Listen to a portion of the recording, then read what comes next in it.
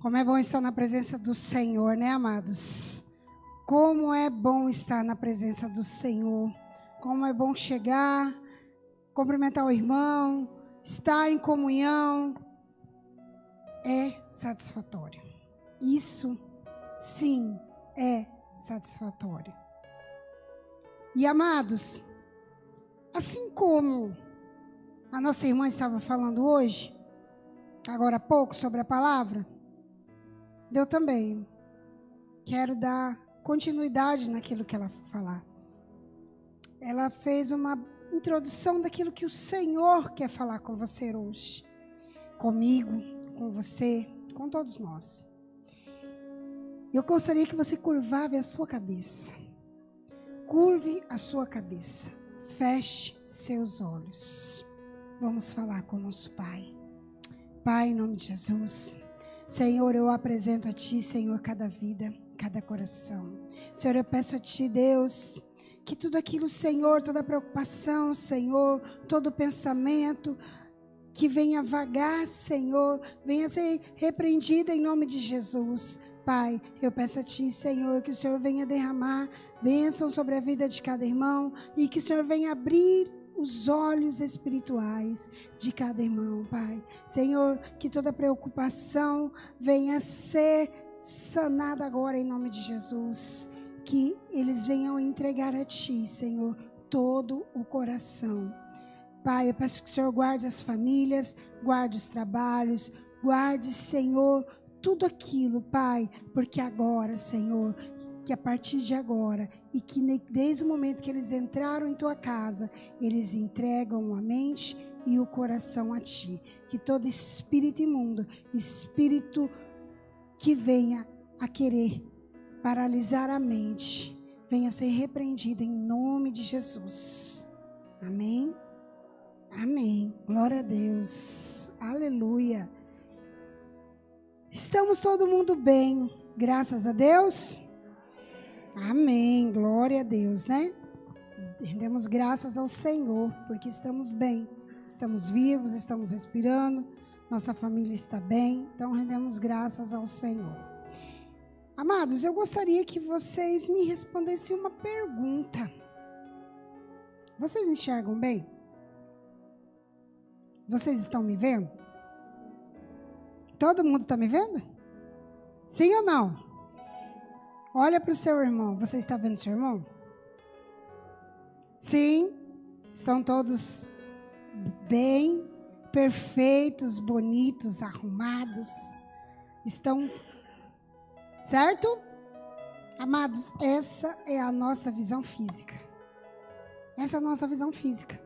Nós vemos aquilo que está diante dos nossos olhos, nossa visão física, certo? Mas hoje nós vamos falar sobre a nossa visão espiritual.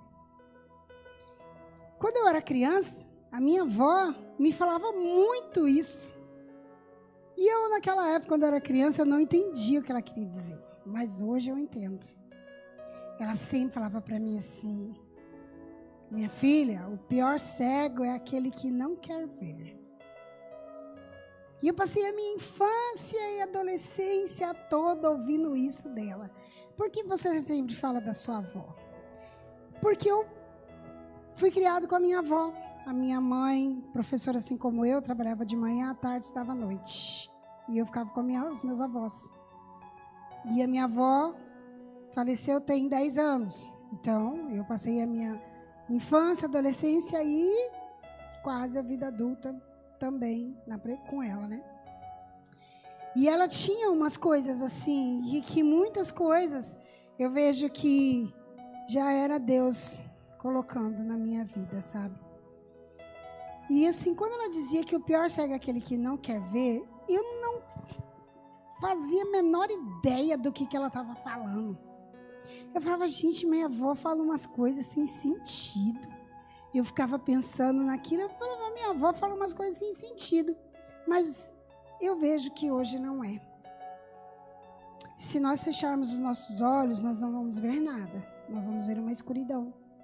Nós vamos ouvir, nós vamos sentir cheiros, mas nós não vamos ver. Isso que acontece com as pessoas que nascem cegas ou ficam cegas por algum motivo. E as pessoas que ficam cegas por algum motivo, elas já viram a luz. Elas já viram a beleza da natureza. Elas já viram o pôr do sol e ficaram cegas. Por algum motivo, por alguma enfermidade, ficaram cegas. De todos os sentidos, eu creio que para o ser humano a visão é um dos que tem muito valor. Todos têm, né? É muito precioso. Pois um cego, de nascença, ele sempre se encontrou na escuridão. Ele não sabe o que é uma luz, por conta do físico. Ele não pode ver objetos, ele não pode ver pessoas, ele não pode contemplar a natureza. Ele não pode. Mas, como eu disse, há um outro tipo de cegueira que é pior do que a física. Pior que a cegueira corporal e a cegueira espiritual. É o mal que nós estamos vivenciando hoje. E essa cegueira espiritual é do povo cristão. É do cristão. Por quê? Porque muitas vezes nós sempre falamos dos cristãos? Porque o mundo já não liga, meus amados. Aquele que está no mundo, ele não conhece a verdade. Ele está cativo, está oprimido. Ele está preso, ele está cego. Mas porque ele quer? Não. Porque ele não conhece a verdade ainda. Mas o pior cego é aquele que conhece a verdade. Viveu a verdade e está cego. Espiritualmente. E ela predomina muito, muito, muito, muito, muito nas igrejas, entre irmãos. Por quê? Porque a cegueira espiritual, o que é, irmã, essa cegueira espiritual? O que vem a ser essa cegueira espiritual? O que é ser cego espiritual? O cego espiritual se irrita porque algo não está de acordo com aquilo que ele pensa. O cego espiritual zomba. Ele é autossuficiente. Ele não precisa de ninguém. Ele não precisa, ele acha que, para que eu vou ensinar? Para quê? Para que eu quero? Eu não preciso disso. Eu oro em casa. Eu não preciso ir na igreja, eu oro em casa. Ah, não, para que eu vou pedir oração? Para que eu vou? O pensamento dele é só aquilo que vale, ele é duro de coração. Enquanto o cego de natureza física, ele se sente feliz com a ajuda de alguém para conduzi-lo, o cego espiritual não. Ele não sente. Ele se irrita. Se você for conduzi-lo, tentar conduzi-lo, se você tiver, porque o guia, o cego físico, ele sempre tem um guia, uma pessoa que conduz ele. E ele se sente feliz por isso. Se sente amparado. Ele se sente protegido de uma certa forma, porque ele é muito vulnerável, ele não enxerga. Mas o cego espiritual não. Ele não quer ser conduzido. Ele não aceita ser conduzido. Por quê? Porque só o que ele pensa, só o que ele quer é o que vale. A arrogância dele, a dureza do coração não permite. Então ele sempre quer fazer da forma como ele quer. E como eu sempre ouvi, o pior cego é aquele que não enxerga ou não quer ver, que é o pior. Mas conhecereis a verdade, e a verdade vos libertará. João 8:32. Mas, irmã, e esse cego espiritual, ele não conhece a verdade? Sim, ele conhece a verdade. Mas a dureza do coração dele, a altivez e a arrogância, não deixa ele ser liberto. Sabe, amados, além de nós sabermos já que o mundo jaz do maligno, e que quando nós vamos falar de Jesus para uma pessoa que não é cristã, que não é batizada, que está no mundo, muitas vezes ele recebe com o coração mais aberto do que quando nós encontramos com irmãos. Porque quando nós encontramos com irmãos, a altivez, às vezes, impede.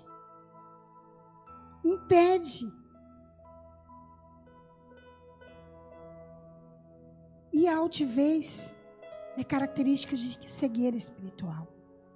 Porque muitas vezes ele olha a trave no coração, na trave do irmão e não olha a dele. Às vezes a dele está maior do que a do olho do irmão, mas ele olha a dele e ainda julga.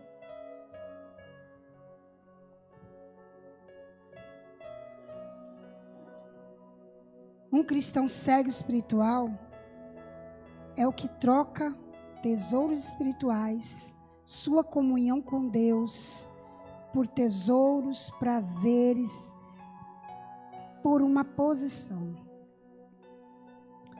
Muitas vezes eu deixo de viver o que Deus tem para mim, de ganhar cada vez mais o meu galardão com o Senhor, porque eu não me deixo a minha arrogância de lado, eu não deixo o meu eu de lado, eu não deixo o meu querer de lado, eu não desço. Eu fico cego no mim mesmo, no meu querer. E pratico algo abominável a Deus, a desobediência. Se o Senhor fala, congregais, e eu falo, não, hoje eu não vou na igreja. Não, pastor Valdir, hoje eu não vou assistir o culto online, não. Eu tenho Netflix, tem um monte de coisa melhor para fazer do que assistir no culto online. Não, hoje eu não vou na igreja, estou cansado. Fiz um monte de coisa. Hoje eu não quero. Hoje eu não vou ler a palavra, hoje eu não vou orar. E assim, cada dia mais, a cegueira espiritual vai tomando conta até a morte espiritual. Até a morte espiritual. Hoje no café foi maravilhoso, amados. Quem tiver a oportunidade, venha. Hoje teve uma moça que veio falar que estava tomando café e ela disse assim, eu era da igreja. Eu saí da igreja porque eu arrumei um namorado. E esse meu namorado não é da igreja. E ele me tirou da igreja. Porque eu queria muito namorado. E aí Deus me deu namorado. E aí eu saí da igreja. Eu falei, não foi Deus que te deu namorado. Como que está a sua vida hoje? Então eu estou morando com ele. A gente tem uma filha. Mas a nossa vida é só confusão. É só briga. Eu não tenho paz. Eu não tenho paz. Porque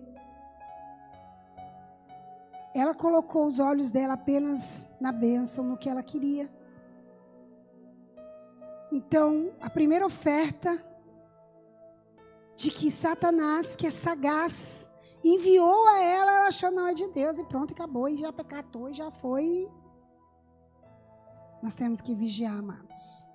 Porque a cegueira foi tão grande, de ela querer aquilo, porque era do querer dela. Não, eu quero agora, tem que ser agora, eu não espero, eu quero agora.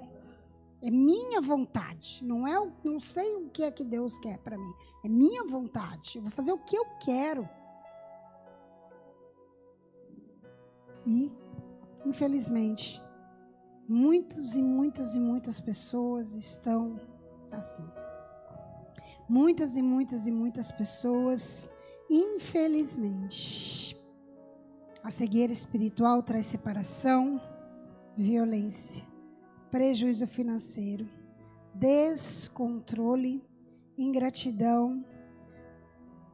Quando você foi a última vez que você agradeceu a alguém sobre algo? Pode ser algo insignificante. Quando foi a última vez que você agradeceu? De coração, a alguém. Reconhecer a importância do outro, mesmo que seja mínima. Significa que você deixou de lado. Você um pouco. Você agradeceu e deu a importância àquela pessoa. Até dentro da nossa casa. Muitas vezes nós não agradecemos nem os nossos pais, nem a nosso esposo, nosso marido, nossos filhos. Nós não agradecemos.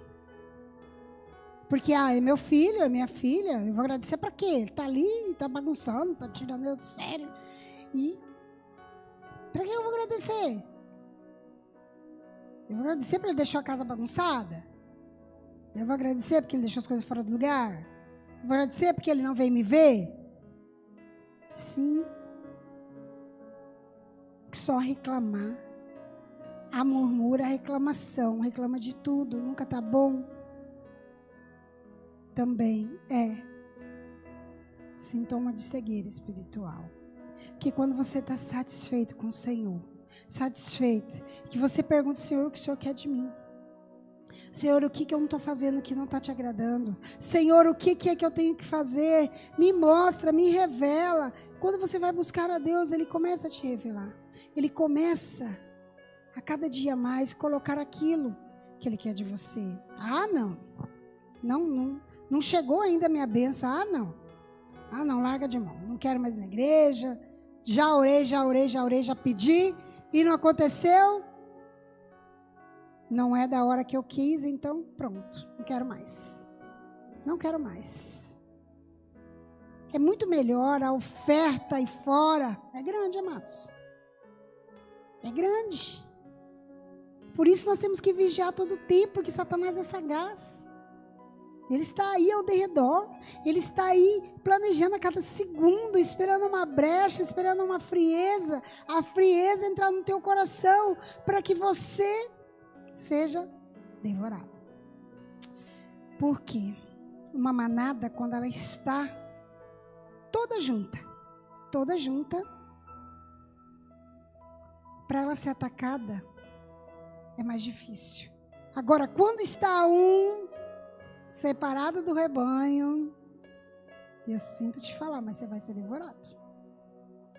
Eu sinto te falar, mas que você vai ser devorado. Porque quando você está junto, às vezes um ajuda o leão, o bicho feroz, ele vai atacar e vem um e dá cabeçada, mesmo ele sabendo que ele é mais fraco do que aquele outro. Mas ele está lá ajudando um ao outro, se ajudando de uma certa forma, um dá coice, outro dá cabeçada e tudo mais. Mas eles se ajudam porque eles estão juntos.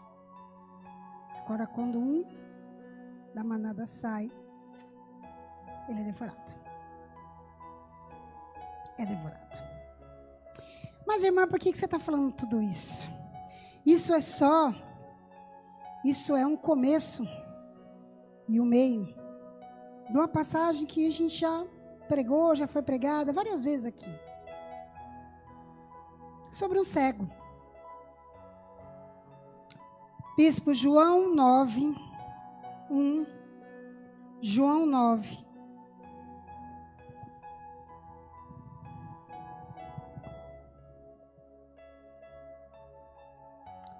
E passando Jesus, viu um homem cego de nascença. E os seus discípulos lhe perguntaram, dizendo, Rabi, quem pecou? Este ou seus pais, para que nascesse cego? Jesus respondeu, nem ele pecou, nem seus pais, mas foi assim para que se manifeste nele as obras de Deus. Convém que eu faça as obras daquele que me enviou, enquanto é dia, a noite vem, quando ninguém pode trabalhar. Enquanto estou no mundo, sou a luz do mundo. Tendo dito isto, cuspiu na terra e com a saliva fez lodo, untou com o lodo os olhos do cego. E disse-lhe, vai, lava-te no tanque de Siloé, que significa o enviado.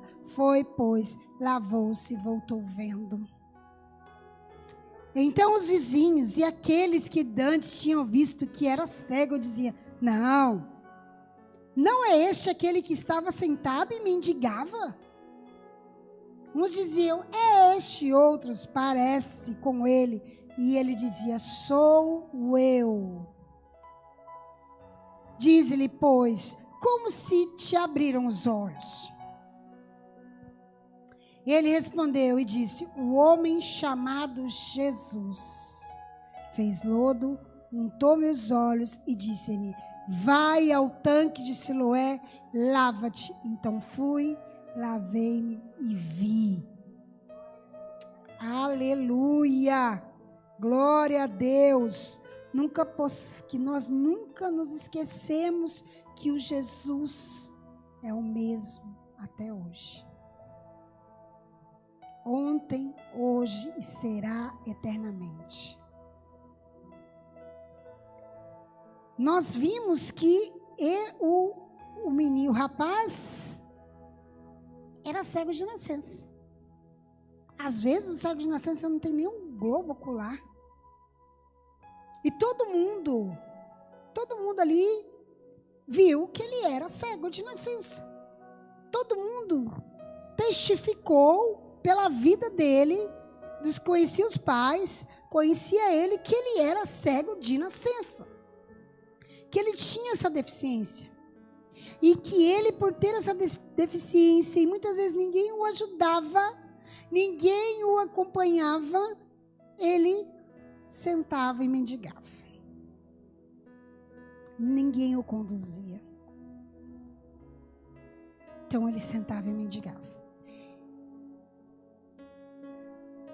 E, dentro de tudo isso, os discípulos perguntaram a ele ali, quem tinha pecado? Será ele ou os pais, porque nasceu cego, com deficiência? Porque pecou. Pecou. Já colocaram que pecou. Por quê? Aqueles que o perguntaram a Jesus, quem tinha pecado, estavam cegos espirituais. Por quê? Por que eles estavam cegos? Porque eles estavam ali olhando pela religiosidade, pelaquela tradição, por tudo aquilo que vinham se falando dentro da religião, que quando a pessoa nascia com alguma coisa, porque tinha pecado, ou que os pais tinham pecado, alguém tinha pecado, e por isso ele nasceu daquele jeito. Muitas vezes, amado, nós vivemos numa caixinha da religiosidade, que muitas vezes nós nos escandalizamos com algo, porque não está, que sai fora daquilo que eu coloco que é certo. Que eu estou vivendo aquela religião e tradição, e o que eu coloquei na minha cabeça que é certo, então pronto, não tem nada que vai mudar, por mais que você conheça a verdade. Você não consegue enxergar a verdade por conta da religiosidade. Esse espírito do engano, amados, porque é um espírito, esse espírito do engano, ele está pairando sobre a vida dos cristãos. E ele vem e ele engana as pessoas trabalhando na mente. Por quê? Porque a cegueira espiritual vai na mente. E a mente. Aqueles homens que perguntaram para Jesus quem tinha pecado, ele estava mais cego do que o rapaz que nasceu cego.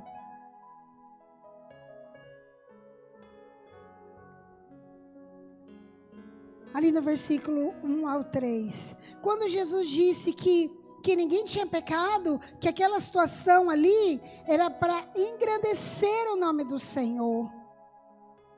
Que era para a glória de Deus, aquela situação. Que não era para o mal nenhum, mas para a glória de Deus, aquela situação. Muitas vezes nós estamos passando por determinada situação, que naquele momento a gente completamente cego, completamente dentro de nós mesmos, nós não vemos saída porque somos falhos, humanos, e nós temos limitações. Pela nossa visão física, nós vemos aqui, eu consigo ver até ali a evangelista Patrícia, e a minha visão física chega ali até o presbítero Emelindo, chega ali até a Marilim, é minha visão física, o que eu estou vendo. Porque nós somos humanos, nós estamos vendo, colocando só aquilo que nós estamos enxergando diante dos nossos olhos humanos. E muitas vezes nós não estamos dando importância à sua visão espiritual.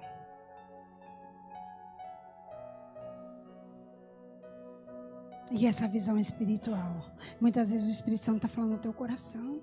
Muitas vezes o Espírito Santo quer trabalhar na tua vida. Muitas vezes, quando você diz, você está passando por um problema, e o Espírito Santo fala, seja forte. Não temas e não desanimes. Olhe para o alto, eu sou o teu Deus. Você diz assim, não, isso é coisa da minha cabeça. Eu estou passando por toda essa situação, toda essa enfermidade, todo esse caos, e é para me olhar para cima. Eu não posso fazer nada com a minha mão, eu tenho que esperar. Como diz a pastora Adriana, esperar do Senhor não é fácil, mas é no tempo dEle. No tempo dEle. Não adianta a minha opinião que eu tenho que fazer do meu jeito, porque vai piorar, amados. Quanto mais nós nos colocamos para fazer as coisas do nosso jeito, sinto dizer, mas não adianta. Nós começamos a andar em círculos assim. Essa semana eu falei para uma colega de serviço sobre isso. E essa semana lá no meu serviço foi uma benção. São meus alunos, para quem não sabe, eu sou professora, falando por que nós não podemos falar de Jesus na sala, sendo que fala sobre outras coisas. E discussões sobre isso em sala de aula. E na sala dos professores também. E por conta de questões políticas e tudo mais. Hoje, por conta de questão política, quando você fala que você é evangélico, as pessoas querem te bater. Lá no meu trabalho, quando houve uma situação onde eles iam se atracar mesmo no braço por conta de questão política, e virou uma professora e falou para mim assim, eu queria ser igual a você. Falei, por quê? Tá pegando fogo o negócio aí, tudo, e você não se abala. Você não se abala, você fica aí tranquila, parece que isso não te afeta. Aí eu falei para ela, porque aquele que me guarda não dorme. Não, você é crente. Eu não sabia que você era crente, você não tem cara de crente. Você não tem cara de crente, você não parece crente. Eu não acredito que você é crente. Não. E aí ela começou a me destratar. E aí eu disse a ela, independente. Você é daqueles que fica falando lá, aquelas baboseiras. Eu falei, para você, baboseira, para mim é a palavra sagrada do Senhor. E aí ela começou a falar, mas você é tão legal, você é crente. É a visão que ela tem de ser crente. Amado, cego espiritualmente, eu já fui muito. Muito mesmo. Quando eu me converti, eu não sei porque que eu tenho que falar isso aqui, mas o Espírito Santo está mandando eu falar. Quando eu me converti, há 14 anos atrás, eu ia na igreja, mas eu não gostava de ir na igreja. Eu ia na igreja porque eu tinha que ir, porque eu saí de um terreiro de macumba, então eu achava que eu tinha que ir, porque se eu não fosse, o negócio ia ficar ruim para mim. E eu ia na igreja, mas eu não gostava de ir. E chegando lá na igreja, e o pastor falava, irmão, vamos orar? Não, eu não gostava de orar. Não gostava de oração e não gostava de orar. Eu falava, não, pastor, eu já vou embora. Não, vamos orar. E depois do culto, antes do pastor falar amém, eu já estava lá fora. Antes de terminar o culto do pastor, eu já estava lá fora. Isso foi muito tempo. E eu continuei, batizei tudo. E o pastor me levantou, diaconisa. E eu falei para ele, pastor, eu não quero. Pastor, eu não quero. Ele falou, não sou eu que quero. Você tem que entender uma coisa dessa. Não sou eu, foi o Espírito Santo que mandou. Eu falei, mas o senhor fala para o Espírito Santo que eu não quero, que eu não estou preparado para isso. E mesmo eu sendo diaconisa, E eu estava lá de uniforme bonitinho, abrindo a casa do Senhor, limpando, tudo bonitinho lá. Eu saí à noite com as minhas amigas para balada. E aí eu chegava lá naquela balada, eu olhava aquilo assim, com aquela tristeza, falava, meu Deus, o que eu estou fazendo aqui? E eu vivia naquele conflito. E aí quando eu ia para a igreja, falava, pastor, o negócio é o seguinte, eu fiz isso, eu saí, cheguei em casa às 6 horas da manhã, eu fiz isso. E o pastor falava assim para mim, mas você não tem vergonha de falar isso para mim? Eu falei, eu não, Deus está vendo, por que eu vou ter vergonha? E eu quero que o senhor mostre para mim na Bíblia, onde está escrito que eu não posso dançar. Se estiver escrito na Bíblia, eu paro. E o pastor balançava a cabeça e falava, não está escrito, então tá bom, é só isso que eu queria saber. Então eu estava fazendo do meu jeito, é do jeito que eu queria, porque eu queria ir para a igreja, porque eu achava que eu tinha essa consciência de que eu indo para a igreja, vivendo uma religiosidade, nada de ruim ia acontecer comigo. Eu tinha essa consciência, eu achava que eu vivendo uma religiosidade, que eu estava vivendo uma religiosidade. Eu ia para a igreja, bonitinho, de uniforme, limpava a igreja, às vezes ajudava a fritar pastel na cantina, estava lá bonitinho. Chegava cedo, às vezes abria culto e saía. Porque eu estava vivendo uma religiosidade. Que eu não tinha sido liberta, eu estava cega espiritualmente. E o pastor falava, irmã, você não pode ficar assim. Irmã, você não pode ficar assim. E até que um dia eu estava andando na rua, um homem que eu nunca vi na minha vida. Até hoje, nunca mais vi esse homem. E a minha moto tinha furado o pneu e empurrando a moto num sol de 40 graus.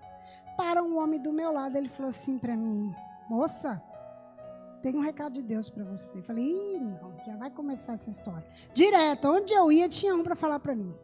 Eu falei, não, vai começar de novo essa história. Você querendo ou não, Deus tem um propósito na sua vida. Você tem um grande ministério. Eu falei, já sei. Só isso? O senhor vai me ajudar a empurrar? Não, então tchau. Então, assim, no meu querer, na minha vontade, porque até aquele momento, o que estava me satisfazendo era os prazeres do mundo. Aquilo que estava me satisfazendo. A religiosidade era retaguarda. Porque eu achava que eu indo na igreja estava protegida. Era isso que eu pensava. Mas o que estava me satisfazendo? Era estar na presença do Senhor? Era estar lá. E eu não sou raridade de exceções. E assim, e todas as vezes que eu ia, os pastores me recebiam da mesma forma, de braços abertos. E ele me falava assim, eu não posso te julgar, mas você sabe que Deus está vendo todas as coisas. Então, amados, eu estava vivendo uma religiosidade, eu estava tão cega naquilo, que eu estava vivendo do jeito como eu queria viver. Não do jeito como Deus queria que eu vivesse. Eu não tinha chegado um minuto e perguntado, Deus, era isso que o Senhor quer de mim? O que o Senhor quer de mim? Não. Porque eu sabia que Deus ia me responder. E eu não queria ouvir. Eu não queria ouvir. Porque além de surda, além de cega espiritual, eu estava surda. Porque eu não queria nem ouvir a voz de Deus. Porque eu queria fazer a minha vontade. A vontade do meu corpo.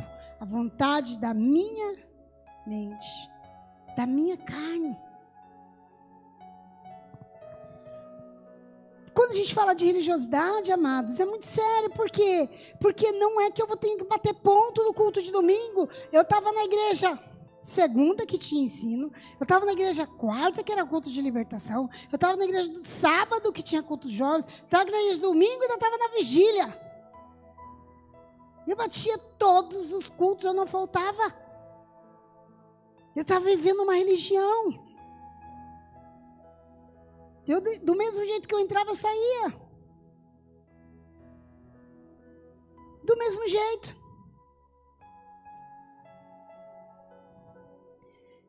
Uma outra coisa que é característico de cegueira espiritual, a desobediência. E eu estava vivendo tudo isso. Eu era religiosa, eu estava desobediente. Desobediente aos meus líderes, desobediente a Deus, porque o pastor falava, não vai, não faz, você não está seguindo a palavra. E eu, tô nem aí, eu vou assim mesmo. Tô nem aí, eu faço, tô nem aí, não dá nada não. Deus perdoa, porque nós somos fracos, não dá nada não, não dá nada não, não dá nada não, e assim vai. Esse não dá nada não. É um espírito de engano só para assim no seu ouvido. Todas aquelas pessoas sabiam, tinham o conhecimento de que as pessoas nasciam cegas porque tinham pecado. E Jesus mostrou que não. Jesus mostrou que não. Que tudo que acontece é para engrandecer o nome dele. E até hoje é assim.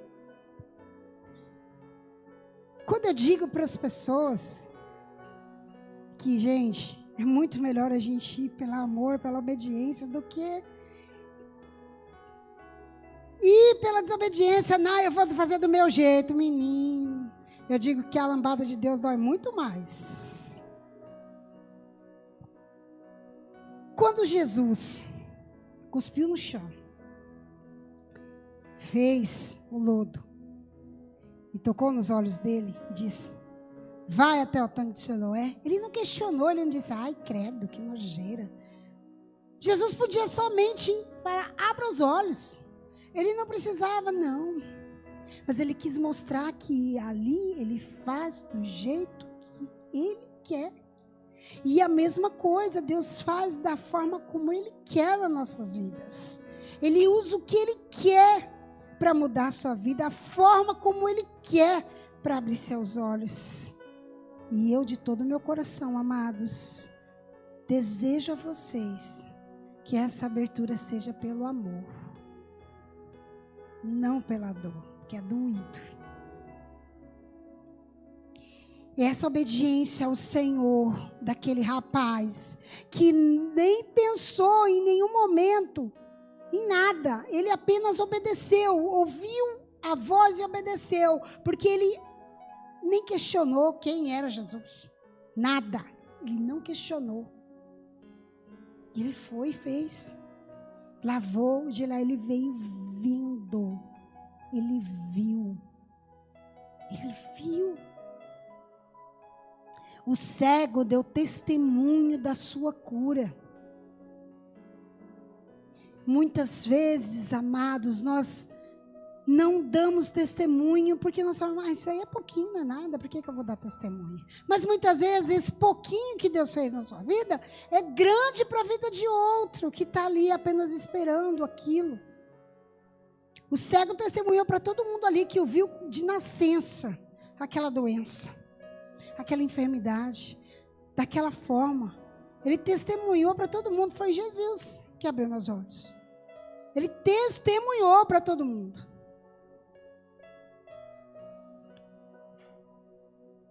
Assim também somos nós. Nós precisamos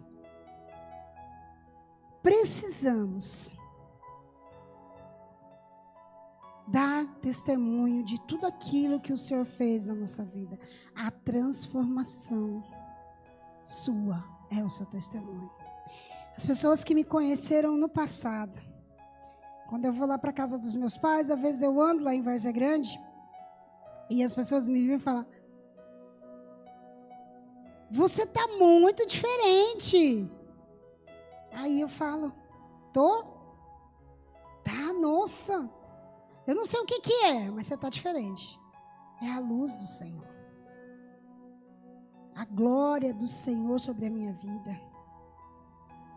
A Bíblia diz, o Deus dessa terra, Satanás, cegou o entendimento dos crentes, para que não vejam a luz do Evangelho da glória de Cristo, que é a imagem de Deus. Está no 2 Coríntios 4:4. E muitas vezes, quando nós vamos conversar com irmãos, não gosta nem que fala de Satanás, de demônio. Não gosta. Ai, mas você só fala disso. Ai, mas você só fala disso. Uai, gente, não sou eu que falo, é a palavra. Nos quais o Deus desse século cegou o entendimento dos incrédulos, para que eles não resplandeça a luz do Evangelho, a glória de Cristo, que é a imagem de Deus. Devemos pedir a Deus que abra os nossos olhos. Não nos deixe ser enganados, iludidos pelas armadilhas de Satanás.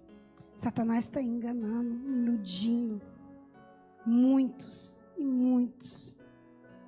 Toda vez que eu oro, eu falo: Senhor, abra meus ouvidos e olhos espirituais. Meus olhos espirituais para que eu veja, e meus ouvidos para que eu ouça cada dia a tua direção. Em nome de Jesus. Por quê? Porque eu sei que nós temos que vigiar e orar, porque o inimigo é sagaz. Ele fica louco assim, ó, para tragar, esperando um minuto. É na hora, irmão? É na hora? Não. Eu fiquei quase um ano desse jeito. É na hora? Não. É na hora que veio também. Eu queria ficar 24 horas na igreja.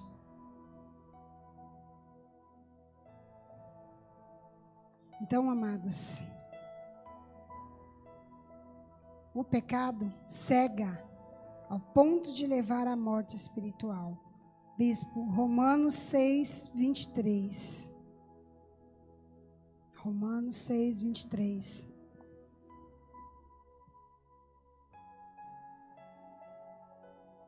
Porque o salário do pecado é a morte, mas o dom gratuito de Deus é a vida eterna por Cristo nosso Senhor. Amém? Amém? Aleluia. Louvado seja o nome do Senhor. Eu gostaria que